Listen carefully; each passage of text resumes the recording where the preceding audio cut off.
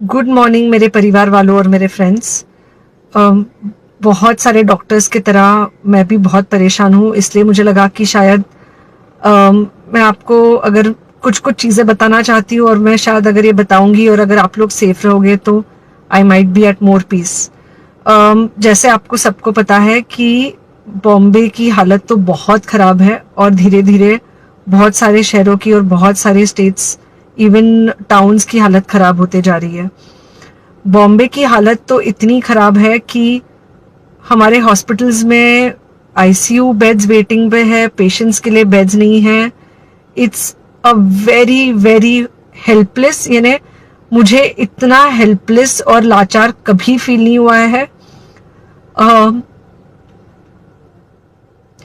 We have to literally manage patients at home with oxygen, and this is not something we are enjoying.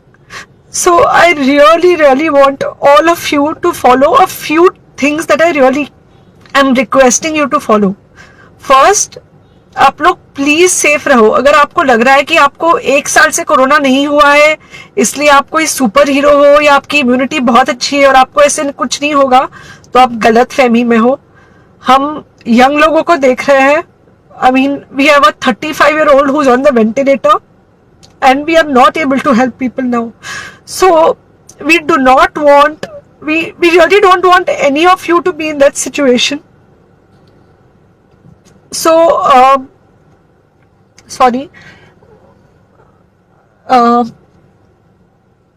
I think ये जो emotional breakdown है हम doctors में अब सबको कोई ना कोई समय हो रहा है because we not been so helpless. Okay, so most importantly please take care of yourself. Right now COVID is everywhere around you. Okay, तो अगर आप घर से बाहर निकलो, maybe you meeting your friends, maybe you meeting your family, it does not matter, you have to be masked.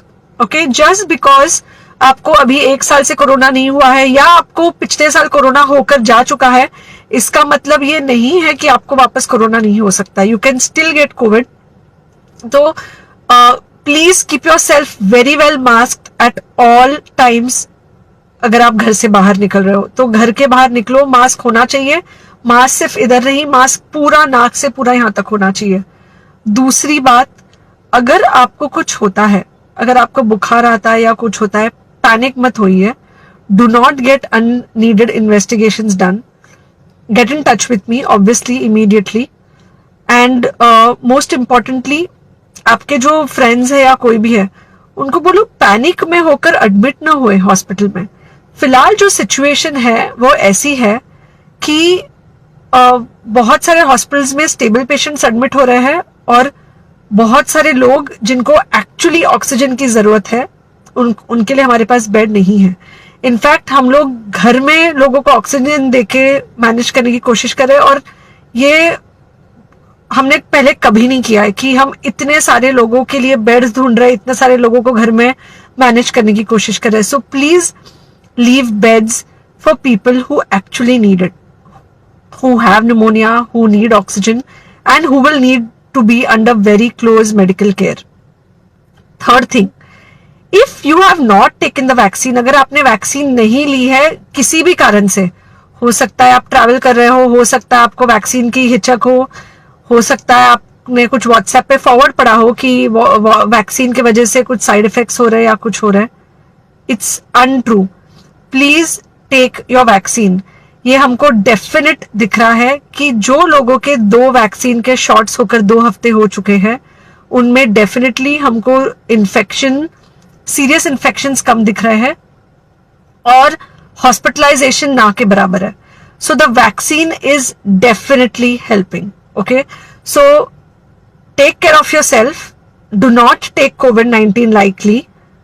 Please pray for the people in the hospital and please pray for the families and the caretakers of all these people in the hospital.